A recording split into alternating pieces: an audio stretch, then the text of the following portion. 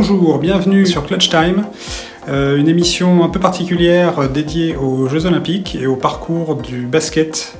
Donc basket masculin, féminin 5-5 et féminin 3-3.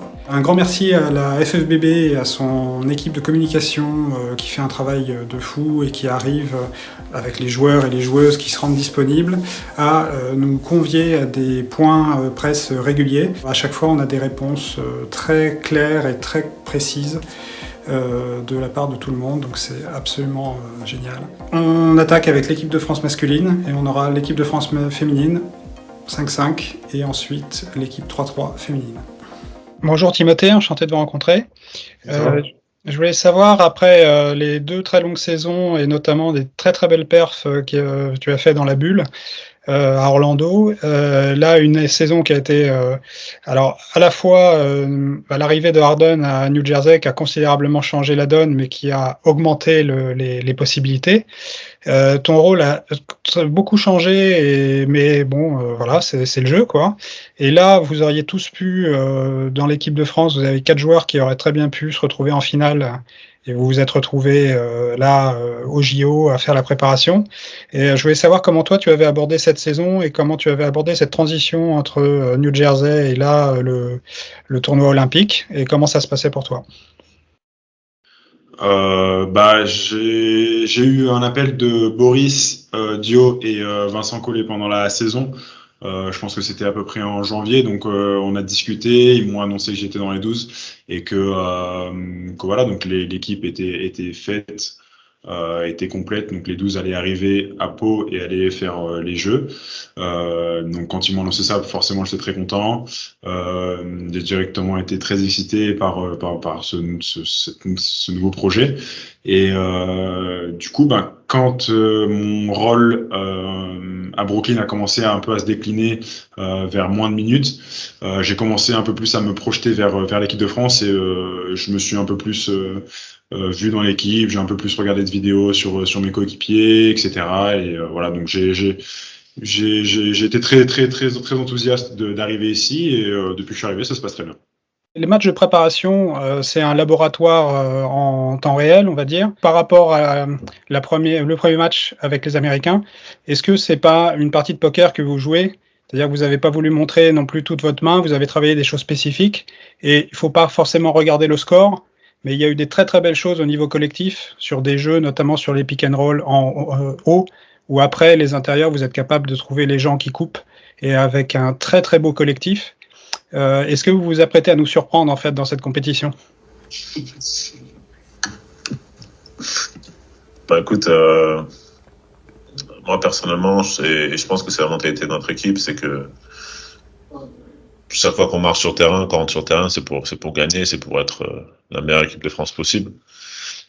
En plus, le format de cette compétition est un peu différent que les formats précédents, c'est-à-dire que on a un format où chaque possession va compter parce que dans l'optique où on finirait 3e du groupe, la différence de points, par exemple si on perdait d'1 point contre les États-Unis et qu'on perdait d'1 point contre la République tchèque et qu'on battait l'Iran par exemple, le point d'avérage serait super important pour pouvoir passer en quart de finale. Donc on sait que voilà, chaque possession va compter et on sait aussi clairement que l'équipe de France qui va jouer les Américains là ce premier match sera sûrement pas la même équipe de France qui sera après si on y va, qui sera en demi ou en finale. Donc voilà, on sait que on a une marge de progression, on sait qu'on va monter en puissance sur la compétition, mais il n'y a pas vraiment un match où on se dit qu'on y va juste pour répondre présent. Ouais, c'est une équipe super talentueuse à tous les postes. Voilà, ils ont des joueurs d'exception, ils ont un coach d'exception. Donc, on sait que c'est les grands favoris de cette compétition. Et pour nous, les jouer en premier, c'est une très belle opportunité pour. Bien sûr, on va essayer de gagner ce match, mais c'est surtout une très belle opportunité pour nous, pour lancer notre compétition et pour progresser, parce que on sait que notre préparation a été courte et chaque match va vraiment nous servir pour élever notre niveau et pour progresser au fil de la compétition. Cette équipe, elle a une réserve de talent à tous les postes. Vous avez une belle triplette d'intérieur. Vous avez montré des très très belles choses à titre collectif après des pick and roll. Il y a vraiment un sens de la passe, un sens du collectif. Et en fait, ce qui fait la différence, c'est l'application. Et c'est-à-dire qu'il y a de temps en temps des passes qui sont un peu moins ajustées. Est-ce que tu penses que d'ici là, le match contre les États-Unis, mais après les matchs derrière de la compétition, vous aurez le temps, avec ce groupe, de retrouver la qualité d'application que vous aviez à la dernière Coupe du Monde, où dès la préparation contre l'Argentine à Lyon, vous étiez déjà parfaitement ajusté et vous jouiez particulièrement juste. Et donc là, l'enjeu, c'est de retrouver cette justesse et cette application de jeu et sur l'ensemble du match pour pas avoir de trou d'air. Et est-ce que tu vois l'évolution du groupe aller dans ce sens? Alors, premièrement, je pense qu'il faut vraiment faire l'aparté entre 2019 et aujourd'hui. Comme je l'ai dit encore une fois sur les questions qui m'ont été posées, on n'est pas sur la vague de 2019 aujourd'hui. On a un effectif qui a quand même évolué. Et contrairement à 2019 où on a eu une grosse préparation ensemble et il y a eu beaucoup plus de matchs de prépa, on a su vraiment se mettre en place. Aujourd'hui, c'est évidemment un été différent et encore une fois, je pense que le match du Japon nous a aussi montré que on a encore beaucoup de choses à faire évoluer et c'est ce qu'on essaye de faire durant la semaine qui nous reste. Comme je l'ai dit, on a très bien travaillé sur nos derniers entraînements, que ça soit en vidéo ou même en piéton et aujourd'hui avec un peu plus voire même beaucoup plus de contact et le plus important, c'est ce que j'avais dit aussi aux gars, c'est d'être ensemble dans les moments compliqués. On en aura dans tous les cas. On sait très bien qu'on peut avoir des moments extraordinaires parce que on a énormément de talent dans l'équipe et dans ces moments-là, c'est facile que tout le monde se mette au service de l'équipe. Le plus important, c'est quand ça sera un peu moins bien, où là il va falloir retrouver ce groupe qui vit bien ensemble pour continuer d'avancer. C'est une évaluation, on va se jauger. Oh la passe magnifique de Nando Coco. Par rapport aux 2 dernières années qui viennent de se passer, tu as connu la bulle en NBA, tu as eu l'échange t'es passé d'Orlando à Boston, fait les playoffs avec Boston, avec les péripéties qu'on a connues liées au Covid.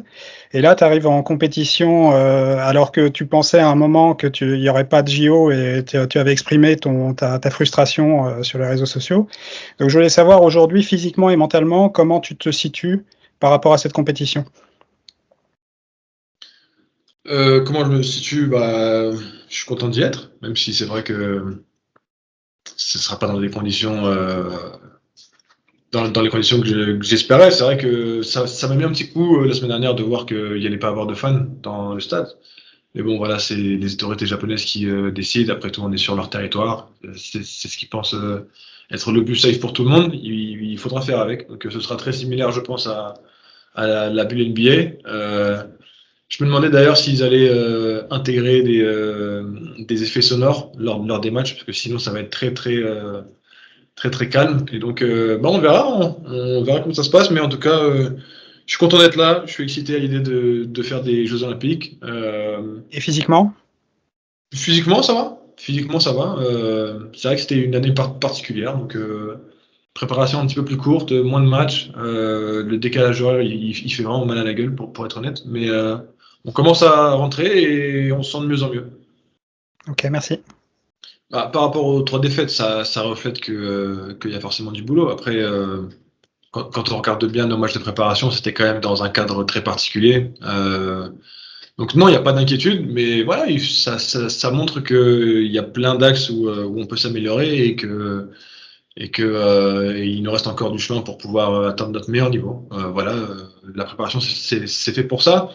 Et on peut en apprendre à condition de se rendre compte de ce qu'on fait mal. Et donc, je reste confiant, personnellement. Il faut apprendre à jouer ensemble, il faut créer des automatismes, il faut se faire confiance. Et il nous reste une semaine d'entraînement environ, et il faut apprendre beaucoup en vidéo, parce qu'on ne pourra pas s'entraîner 2 heures tous les jours, et trouver des automatismes. Mais bon, ça viendra aussi durant la compétition avec les matchs. On se souvient du TQO à Manille, où tu avais dû faire la moitié de la planète en avion pour arriver au tout dernier moment, pour être décisif et peser dans des matchs très importants. Donc là, avec toute cette expérience et en tant que vétéran dans cette équipe, dans une année qui est complètement folle, avec une saison NBA qui se termine en butée avec ce tournoi olympique, est-ce que ça te donne un ascendant par rapport à la compétition et pour les coéquipiers? Est-ce que ça les rassure de voir que un vétéran comme ça dans l'équipe qui vient là, qui perf envers et contre tout, ça donne un plus psychologiquement? Ça, faut leur demander. On va leur demander, mais c'est vrai qu'avec Nando, c'est notre 3e Olympiade. Donc, on a connu Londres où ça s'est, on a bien joué, ça s'est bien passé. Et Rio, ça s'est moins bien passé. Mais dans les 2 cas, on perd en quart. Donc, ça va être à nous aussi de faire en sorte que le groupe, parce qu'une compétition olympique est différente d'un Euro ou d'une Coupe du Monde. Et donc, Thomas aussi a fait Rio, mais c'est vrai que Nando, on est quand même les plus expérimentés du groupe par rapport à ça. Donc, quoi qu'il arrive, il faudra vraiment être prêt si on y arrive. Et j'espère qu'on va y arriver dans les meilleures conditions pour le quart de finale et passer ce quart de finale. Et c'est là où c'est important de préparer le groupe parce que voilà, le tournoi olympique, c'est différent. Et c'est notre job avec Nando, justement, d'utiliser ces expériences qu'on a pu avoir et pu connaître pour enfin passer le pas. Comme ça a été 2 saisons un peu particulières, mais qui sont enchaînées très rapidement, les 2 saisons NBA, et que il y a quand même des kilomètres et des kilomètres qui ont été faits. Comment vous vous situez, vous, collectivement, en termes de forme physique, après ces 2 très longues saisons? Je pense qu'on est tous assez fit, assez prêts à jouer. Je vois pas ce que j'ai à dire d'autre parce que il y a pas de pépin physique. Donc tout le monde est prêt à jouer, tout le monde est là. Personne n'est mentalement affaibli par les 2 très rapides saisons qu'il y a eu. Je pense que tout le monde est très content d'être ici, tout le monde est très excité d'être de jouer pour l'équipe de France pendant les JO. C'est un contexte assez particulier, mais je pense qu'on est tous excités, je pense qu'on est tous prêts à jouer, et je pense pas que c'est des saisons très rapides et un impact direct sur ces 10 jours qu'on va passer ou 15 jours qu'on va passer avec l'équipe de France ici. Je pense que on est tous très conscients qu'on est là pour donner le meilleur de nous-mêmes pendant 15 jours et qu'après on va avoir des vacances. Donc je pense que tout le monde est prêt. Physiquement bien, même si j'ai joué plus longtemps que Rudy. Quelques matchs. Comme j'ai dit quand j'ai rejoint le groupe à Bercy, j'ai pas à me plaindre d'être fatigué parce que je joue au basket. Donc, et surtout quand on enchaîne après des playoffs et on enchaîne avec mes tournois olympiques. Donc je suis bien, je suis physiquement et avec le groupe, c'est sûr que j'ai eu très très peu d'entraînement. Même si j'ai un peu suivi les systèmes et je connais un peu, mais quand même, faut retrouver les automatismes parce qu'on n'a pas joué depuis 2 ans. Donc, les 2 matchs, étaient un peu compliqués au niveau du rythme, l'automatisme. Mais la séance qu'on a fait encore ce matin et celle qu'on va faire sur les 2-3 prochains jours vont être vraiment très importantes. Et on a déjà quand même fait pas mal d'évolutions aussi aujourd'hui, des choses qu'on n'a pas pu faire sur les 3 premières séances qu'on a pu faire avec Rudy. C'est des choses qu'on a fait aujourd'hui, vu qu'on a manqué aux 2 premiers matchs. Donc, on va essayer de mettre dans les meilleures conditions possibles pour attaquer le tournoi dès dimanche.